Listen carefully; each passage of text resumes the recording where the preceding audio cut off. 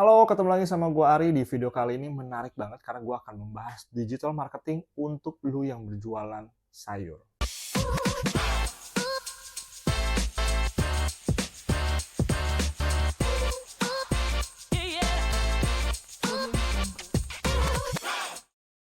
Apakah lu pedagang sayur?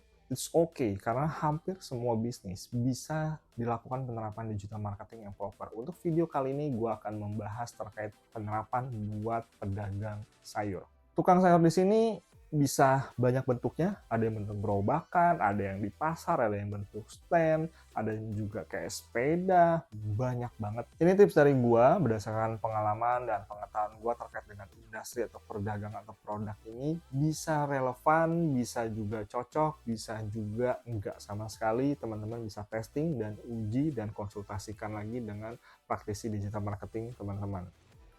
Langkah pertama yang akan dilakukan adalah mengumpulkan database. Ini gua mengamati kemungkinan kalau lu sebagai pedagang sayur, lu akan melayani sebuah kawasan yang terdiri dari bisa rumah tangga, bisa juga non rumah tangga, ataupun yang semi komersil ataupun komersil. Kawasan tersebut bisa terdiri dari rumah tangga, ada yang mungkin jualan kafe atau pedagang bakmi atau pedagang lainnya membutuhkan sayur mayur dari lu. Nah, terlepas dari apapun itu, pasti ada teritorialnya. Lu akan melayani maksimal seberapa jauh nih, seberapa banyak nih. Nah, itu database yang lu perlu kumpulkan. Misalnya lu hanya mau mencari database radius 1 kilo muter gitu. Ya udah lu kumpulkan. Misalkan ada berapa ratus database yang bisa dikumpulkan, atau rumah atau kakak kayak gitu. Kemudian ini lu sebisa mungkin database-nya rapi. Beberapa yang gue highlight kayak lu mesti tahu namanya, emailnya, nomor WhatsApp, alamatnya lu bisa kumpulin. Terus juga kalau lu bisa tahu rumahnya tuh ada berapa orang. Misalkan ini ada ibu, misalkan ada anak 2, ada suaminya. Atau misalkan yang beli ke lu adalah Mbak, ART nih.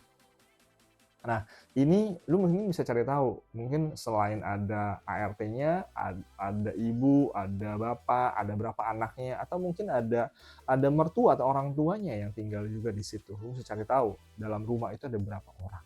Nah, kan sehingga kita bisa cari tahu nih kebutuhannya seberapa banyak di satu rumah tangga tersebut. Kemudian langkah yang kedua yang bisa dilakukan adalah tips dari gue adalah menyebarkan konten setiap hari. Nah, di sini gue akan note dengan menggunakan WhatsApp terlebih dahulu. Jadi lu setiap hari broadcast nih, ya, melalui WhatsApp. Broadcastnya isinya apa? Isinya adalah terkait dengan menu. Nah, menu lu mau bikin misalkan sayur asem, atau misalkan lu mau makanan menu apa gitu kan. Itu nanti lu tulis nih bahannya apa di dalam konten WhatsApp tersebut. Ya, jadi menu misalnya sayur asem atau rawon. Jadi bahan bakunya apa aja. Kemudian cara masaknya gimana, ya kan? Nanti lu bisa tambahkan juga untuk jadikan konten di sosial media, dan lu juga bisa upgrade untuk di YouTube. Jadikan YouTube channel. Ya ini kalau lu punya budget dan lu punya kemampuan akan hal itu. Nah, tapi yang jelas lu perlu menyebar konten di sini. Dimulai dari WhatsApp terlebih dahulu kepada database tadi, kemudian lu bisa tingkatkan dalam bentuk sosial media dan di-upgrade lagi ke level YouTube. Kemudian nextnya, dalam setiap konten diakhiri dengan penawaran. Penawarannya apa? Penawarannya adalah berupa paket sayuran yang sesuai dengan menu yang disampaikan pada konten tersebut. Misalkan rawon, sayur asem, ya udah, jadi paketnya apa nih gitu kan, menunya apa nih, harganya berapa nih, dapetinnya atau ordernya bagaimana, itu dijelaskan semua di akhir konten. Yes, betul, di sini jadi menimbulkan PR untuk lu sebagai pedagang, kan jadi ribet nih. Jadi harus bundling, ya, lu harus memilah-milah sayur mayurnya, bumbu-bumbunya jadi satu bundling menu untuk ditawarkan. Yes, betul, nambah kerjaan nih. Tapi itulah yang lu perlu pahami, sisi lainnya itu membuat lu stand out dalam hal pendekatan marketing. Lu stand out nih, gila ada pedagang sayur ya dibikinin kayak begini, kontennya bagus, direkap kalau masak apa begini aja, dibanding produknya. Lihat kontennya, suka, daripada gue bingung masak apa, udahlah ikutin aja menunya, beli aja produk bundlingnya. Di sini juga lu mungkin bisa tambahkan packaging yang ada brandingnya lu. Nah, itu kan jadi lebih stand out lagi. Plus di sini juga lu bisa upgrade dalam sisi margin sehingga profitnya lu semakin nambah. Jadi tentunya ada PR itu bisa di-solve dengan cara hal kayak gini, dan ini bisa menambah lu punya profit. Jadi kalau yang lain cuman jualan itu as a komoditas, lu jualan solusi di sini. Dan lu bisa juga kembangkan lebih jauh ini jadi catering.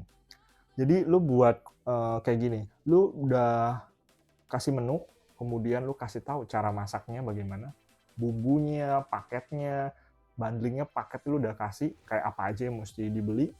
Tapi kan repot ya, mesti masak ya.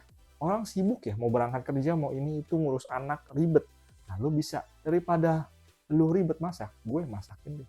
Nah, bentuk berikutnya lu bisa kembangkan ke dalam usaha upgrade-nya adalah catering. Jadi lu bisa, yaudah gue aja yang masakin. Gitu. Ini menu-menunya. Nah, itu bisa dikembangkan. Nah, di sini gue pengen highlight kepada teman-teman semua, apapun bisnis lu, pendekatan digital marketing itu possible untuk dilakukan, bahkan lu bisa pivot dalam sisi bisnis model. Gua berharap video ini menginspirasi lu semua, apapun yang lu lakukan, itu sangat possible di era ini dengan pendekatan digital. Semoga video ini bermanfaat buat lo semua, sampai jumpa di video berikut. See you.